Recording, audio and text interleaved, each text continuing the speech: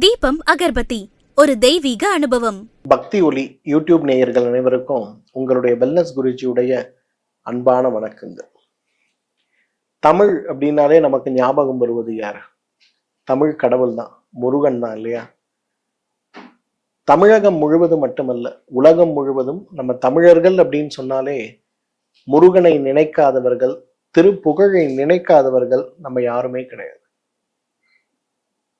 அத்தனை சிறப்பு மிகுந்த இறைவன் தமிழ் கடவுளாக இருக்கக்கூடிய குமரனுக்கு தமிழகம் முழுவதும் புராதனமான கோவில்கள், ஸ்வயம்புவாக இருக்கக்கூடிய கோயில்கள் நிறைய இருக்கிறது.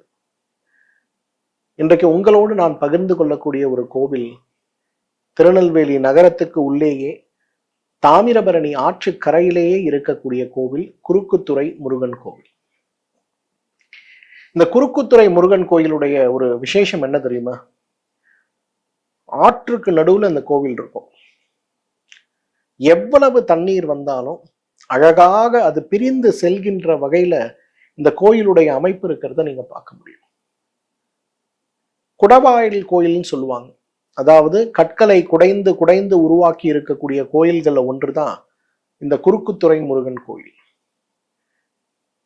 குறுக்குத்துறை முருகன் கோவில் அப்படின்னு வரும்போது திருச்செந்தூர் கோவிலுக்கும் குறுக்குத்துறை முருகன் கோவிலுக்கும் நிறைய தொடர்பு இருக்கிறத நம்ம பார்க்கிறோம்.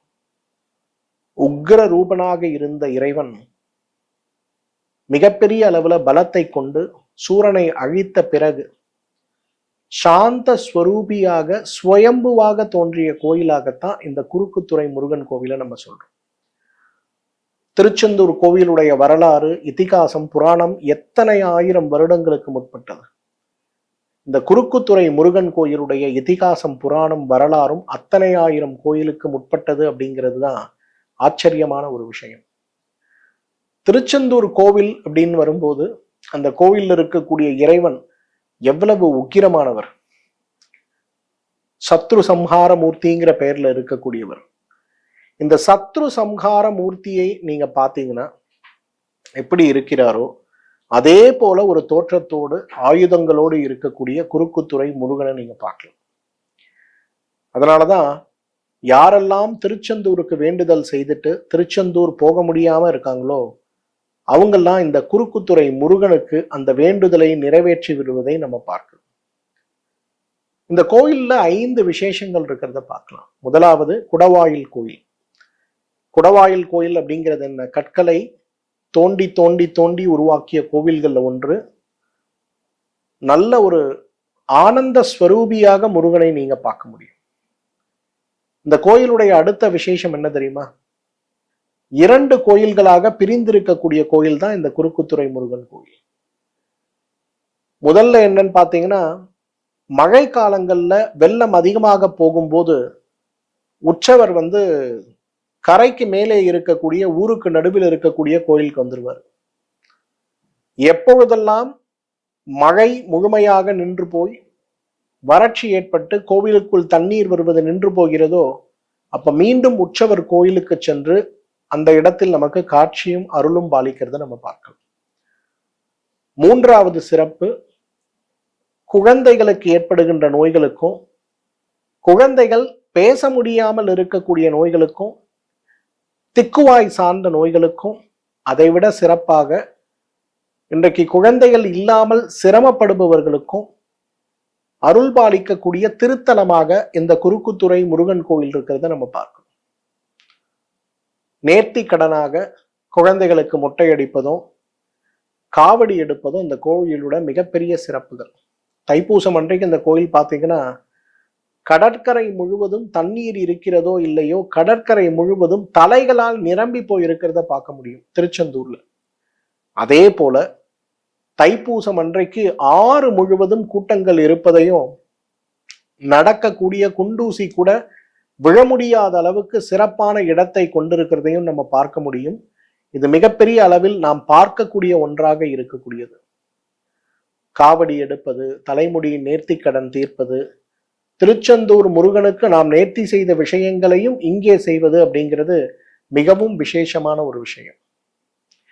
4வது, குறுக்குத்துறை முருகன் அப்படிங்கிறவர் இன்றைக்கு சந்தோஷ மூர்த்தியாக இருக்கிறதுனால ஒரு மகிழ்ச்சியான ஸ்வரூபமாக இருக்கிறதுனால இந்த முருகன் கோவில்ல இருக்கக்கூடிய ஒரு சிறப்பு, மகிழ்ச்சியற்ற வாழ்க்கையை மகிழ்ச்சியாக மாற்றக்கூடிய ஒரு சக்தி உண்டு. சிலருக்கு பண வசதி சார்ந்த சிரமம், சிலருக்கு மன அழுத்தம் சார்ந்த சிரமம், சிலருக்கு இழப்புகள் சார்ந்த சிரமம், இன்னும் சிலருக்கு பாத்தீங்கன்னா வாழ்க்கையில வெற்றி அடைய முடியாத சிரமம், வாழ்க்கை விருத்தி ஆகாத சிரமம்னு நிறைய சிரமத்தோடு இருக்கும். இறைவா எனக்கு வழிகாட்டுன்னு நம்முடைய வேண்டுதல் தினசரி இருக்கு. ஆனாலும் சில நேரங்கள்ல வழிகள் நமக்கு தெரிந்தும் கூட, கிடைத்தும் கூட வாய்ப்புகளை நழுவ விட்டு நம்மில் நிறைய பேர் சிரமப்பட்டு கொண்டிருக்கிறோம். அந்த மாதிரி இருப்பவர்கள் இன்று கூட நீங்க இருக்கக்கூடிய இடத்திலிருந்தே குறுக்குத்துறை முருகனை நினைத்து வெற்றி பெற்றவுடன் உன்னை வந்து சந்திக்கிறேன் அப்படின்னு நினைத்து வேண்டுதல் செய்தாலே சீக்கிரம் வெற்றி கிடைப்பது மட்டுமல்ல, மீண்டும் அவரை சந்திக்கக்கூடிய அளவுக்கு நல்ல பலன் கிடைக்கிறதையும் நம்ம பார்க்க முடியும். இந்த குறுக்குத்துறை முருகன் கோவிலுடைய மற்றொரு மிகப்பெரிய விஷயம் என்னன்னா, இன்னைக்கு திருமணம் ஆகாதவர்களுக்கு திருமணத்தை நடத்தி வைக்கக்கூடிய சிறப்பு சக்தி இருக்கிறத நம்ம பார்க்கணும். ஏன்னா நம்மில் நிறைய பேருக்கு ஏன் நமக்கு நல்ல காரியம் நடக்கவில்லை அப்படிங்கிற கவலை இருக்கிறத பார்க்கணும். கோவில் போறோம், பூஜை பண்றோம், புனஸ்காரங்கள் செய்யறோம், நம்மளால முடிந்த அளவுக்கு என்னென்னமோ செய்வதற்கு முயற்சி செய்யறோம். ஆனா என்ன செய்தாலுமே நம்மை மீறி இருக்கக்கூடிய இறை சக்தி, நம்மை இயக்குகின்ற இறை சக்தியுடைய அருளற்று அந்த நல்ல விஷயங்கள் சில நேரங்கள்ல நடக்காமல் தள்ளி போகும்போது கர்ம வினைகளாலும் முன்ஜென்ம பாவங்களாலும் நம் முன்னோர்களுடைய சில பாப கர்மங்களாலும் சில நேரங்கள்ல நம் குழந்தைகளுக்கு நடக்கக்கூடிய நல்ல காரியங்கள் தாமதமாகும் போது அந்த காரண காரியத்தை மாற்றி, உடலில் இருக்கக்கூடிய சிரமங்களை மாற்றி நாம் ஆரோக்கியம் அடைய வேண்டும் அப்படின்னு வரும்போது அதற்கு நல்ல தீர்வளிக்கின்ற, வழிகாட்டுகின்ற, நாம் நினைத்ததை நடத்தி காட்டுகின்ற சிறப்பான ஒரு கோவிலாக குறுக்குத்துறை முருகன் கோயிலை நம்ம சொல்லலாம். 2017ஆம் ஆண்டு தான் முதல் முறையா அந்த கோவிலுக்கு நான் போனேன். இந்த கோவிலுக்கு நான் போகும்போது வாழ்க்கையிலும் சரி, இன்றைக்கு என்னுடைய ப்ரொஃபஷன் சொல்லக்கூடிய துறையிலும் சரி நிறைய குழப்பங்கள், சிரமங்கள், என்ன செய்வது அப்படிங்கிற ஒரு கவலையோடு நான் இருந்தபோது திருவாவூர் ஆதீனத்திலிருந்து ஒரு மகான் என்னை பார்க்கும்போது என்கிட்ட சொன்னாரு, சார் ஒரு முறை அந்த கோவில் போயிட்டு வாங்க சார், நீங்கெல்லாம் நல்லா இருக்கணும் சார், நிறைய பேருக்கு உதவி செய்யணும் சார், மனக்குழப்பத்தோடு இருக்காதீங்க, எப்பொழுதுமே முருகனுடைய அருள் உங்களுக்கு உண்டு, ஒரு முறை அந்த கோவில் போயிட்டு வாங்க அப்படின்னாரு. நான் மாதம் ஒரு முறை திருநெல்வேலி வருவேன், மருத்துவ ஆலோசனை முகாமுக்காக வருவேன். அப்போ வரும்போது ஒரு நாள் மாலையில நானும் என்னுடைய சக மருத்துவரும் இந்த கோவிலை தேடுறோம். அந்த ஏரியால குறுக்குத்துறை முருகன் கோவில் அப்படின்ற வழிகள்லாம் போட்டிருக்காங்க, நான் எங்களால போக முடியுமான்னு தெரியல, தேடி தேடி போகும்போது ஆற்றுக்கரையில அமைதியான இடத்துல கோவிலுக்குள்ள யாருமே இல்லை, நானும் குருக்களும் மட்டும்தான் இருந்தோம். குருக்கள் ஸ்தல புராணத்தை எனக்கு டீட்டெயிலா சொன்னாரு. 2 ஸ்தல புராணங்கள் சொன்னாரு. ஒன்று ஸ்வயம்புவாக முருகன் தோன்றியதாக, இன்னொன்று ஒரு ரிஷி ஒருவர் தமிழ் வாழ வேண்டும் அப்படின்ற ஒரு நீண்ட தவத்தோடு இருக்கும்போது தமிழோடு சேர்ந்து தன்னுடைய வம்சமும் தமிழ் போல தழைத்து வாங்க வேண்டும் அப்படின்னு ஒரு தவம் இருந்தார். அப்ப அவர்கிட்ட முருகன் தோன்றி என்ன வரம் வேண்டும்னு கேட்கும்போது, தாமிரபரணி ஆற்றங்கரையில் ஸ்வயம்புவாக உருவாகி கேட்டவருக்கு கேட்ட வரத்தை கொடுக்கக்கூடிய ஒரு வள்ளலாக நீங்கள் இருக்க வேண்டும்னு கேட்ட வரத்திற்கேற்ப முருகன் அங்க தோன்றினார் அப்படிங்கிற அந்த ஸ்தல புராணத்தையும், குடவாயில் கோயில்கள் எவ்வாறு குடையப்பட்டிருக்கிறது, கோவிலுடைய புராதானம் என்ன, மழைக்காலம் ஏற்படும் போது எப்படி இருக்கும், கோயிலுடைய விசேஷங்கள் என்ன, பூஜைகள் என்ன, புனஸ்காரங்கள் என்ன அப்படிங்கிறத எனக்கு விளக்கமா சொல்லி கொடுத்தாரு. அந்த கோவில்ல நான் அன்றைக்கு ஒரு மணி நேரம் இருந்தேன். ஒரு மாலை 4:30 மணிக்கு போனோம். நான் போயே கிட்டத்தட்ட 10 வருஷம் ஆச்சு. இன்னும் கூட அந்த முருகனுடைய திருவுருவம் என் கண்ணுக்குள்ளேயே நிற்குது. குடவாயில் கோயில்னா நம்ம பார்க்குற மாதிரி முழுமை பெற்ற சிலை அங்க இருக்காது. ஒரு பெரிய கல் இருக்கும், கல்லுல முருகனுடைய உருவத்தை செதுக்கி இருப்பாங்க. அந்த கோயில்ல முருகனுடைய உயரத்தை பற்றி, வேலை பற்றி, வைத்திருக்கக்கூடிய ஆயுதங்களை பற்றி ரொம்ப அழகா எனக்கு சொன்னாங்க.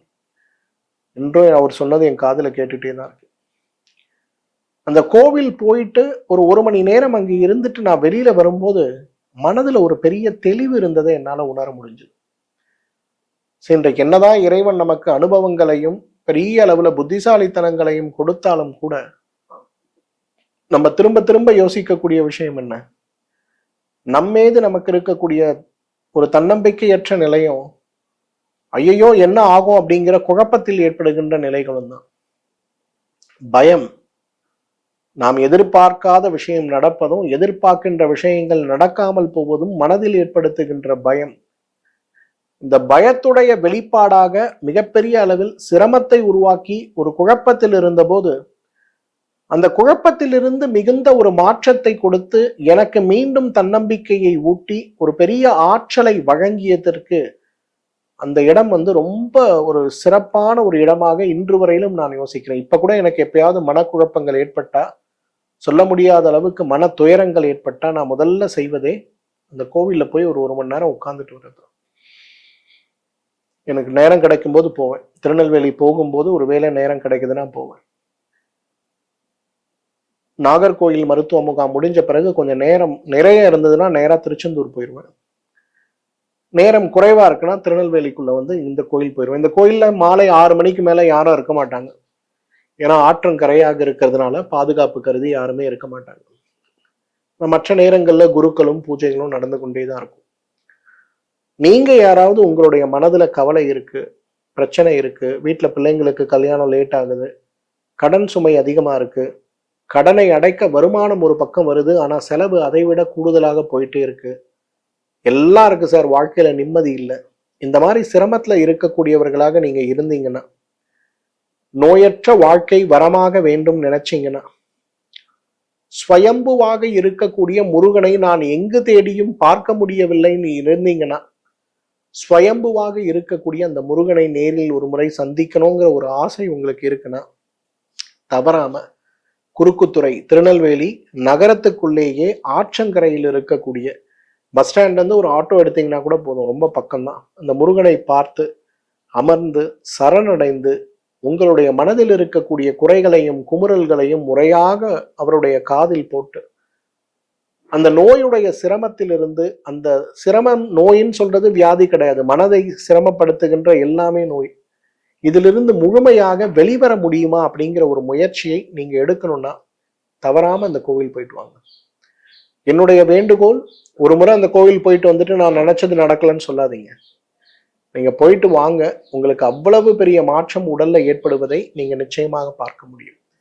தீராத நோயோடு போராடி கொண்டிருப்பவர்களாக நீங்கள் இருந்தாலும் கூட ஒரு முறை சென்று அந்த இறைவனிடம் சரணடைய முடியுமான்னு பாருங்க. திருநெல்வேலி மாவட்டத்தில் இருக்கவங்க தவறாம இந்த கோயிலுக்கு ஒரு முறை போயிட்டு வந்து இந்த வீடியோவோட கமெண்ட் செக்ஷன்ல இந்த கோவிலை பற்றியும் உங்கள் அனுபவங்களை பற்றியும் என்னோடு பகிர்ந்து கொள்ள முடியுமான்னு பாருங்க. உங்களுடைய பகிர்வுக்காக நான் காத்து கொண்டிருக்கிறேன். மீண்டும் சந்திப்போம். நன்றி, வணக்கம்.